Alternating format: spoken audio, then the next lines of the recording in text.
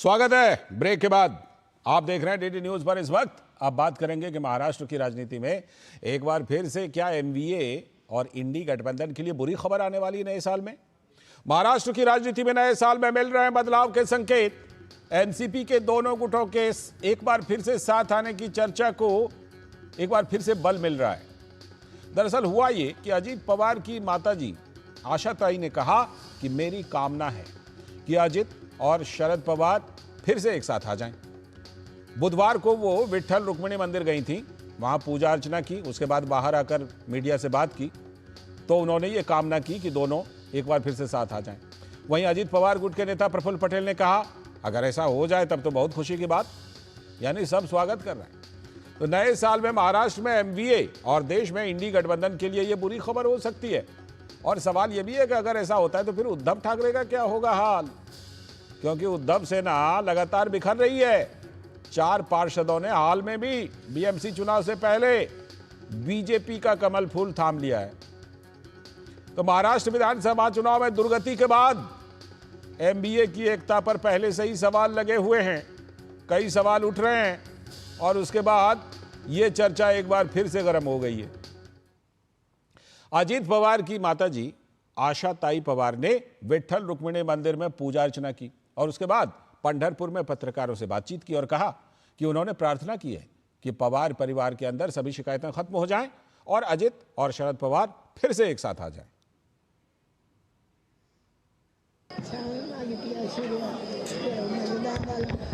सर्वांना चांगले वर्ष जाऊ दे। तो अजित पवार गुट के नेता प्रफुल्ल पटेल का कहना है कि अगर शरद पवार और अजित पवार साथ आ जाते हैं तो ये तो बहुत अच्छी बात है। अजित पवार जी की माताजी ने कल कुछ अपेक्षा रखी कि हमारे परिवार में सब एक होना चाहिए, तो खैर खुशी की बात है। हम लोग तो पवार साहब के साथ इतने वर्षों से काम करते आए हैं, खास करके मैं, और मैं अपने आप को भी उनके परिवार का एक सदस्य मानता हूं। और उनका परिवार आज अगर एक हो सकता है और सब एक साथ मिलकर काम कर सकते हैं तो उससे ज्यादा खुशी की बात क्या होगी।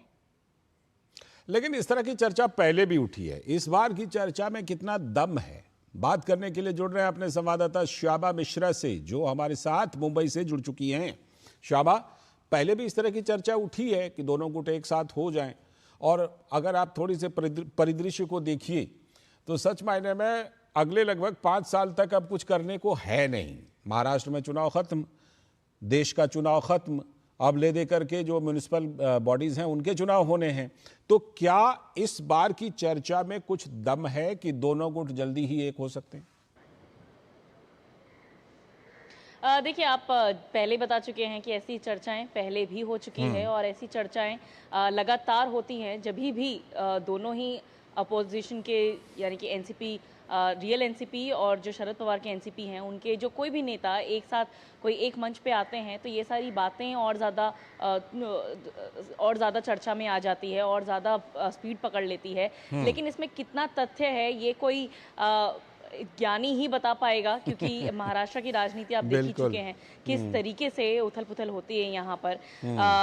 आपने ये भी पूछा कि अब अगला 5 साल जो है वो कुछ करने के लिए तो है नहीं, क्योंकि अजीत पवार की पार्टी ये अपना एक तरीके से मेटल प्रूफ कर चुकी है महाराष्ट्र में कि भाई वो अब रियल एनसीपी हैं और अगर वो एनसीपी शरद पवार को साथ लेते हैं तो उनका कुछ ज्यादा फायदा है नहीं। तो एनसीपी अजीत पवार की ओर से ये कितना एक तरीके से फॉर्मुलेट हो सकता है, ये थोड़ा सा कह सकते हैं क्वेश्चनेबल है। शरद पवार की ओर से जो उनके कार्यकर्ता हैं, जो उनके वर्कर्स हैं, वो जरूर चाहेंगे कि पार्टी एक हो जाए, क्योंकि इतने साल से लगातार वो साथ में रहे हैं, तो वो जरूर चाहेंगे। और जिस तरीके से बीएमसी के चुनाव आने वाले हैं और भी म्युनिसिपल के चुनाव आने वाले हैं महाराष्ट्र में, तो शरद पवार की गुट जरूर चाहेगी कि एक स्ट्रॉन्ग पार्टी के साथ में वो रहें, ताकि उन्हें एक अच्छा। बिल्कुल बिल्कुल, इन सब के बीच श्यामा, सबसे ज्यादा टेंशन जिसे कहते हैं वो उद्धव ठाकरे और उनकी पार्टी को हो रही होगी, क्योंकि देखिए झटका तो होगा तो एमवीए को भी झटका होगा, इंडी गठबंधन को झटका होगा, लेकिन कांग्रेस पर जो असर पड़े उद्धव ठाकरे सबसे ज्यादा टेंशन में होंगे अगर ऐसा कुछ होता है तो, क्योंकि उनके अपने लोग भी छोड़कर जा रहे हैं। बिल्कुल बिल्कुल, उद्धव ठाकरे को बहुत ज़्यादा टेंशन इसलिए भी होगी क्योंकि बीएमसी में उनका बोलबाला रहा है।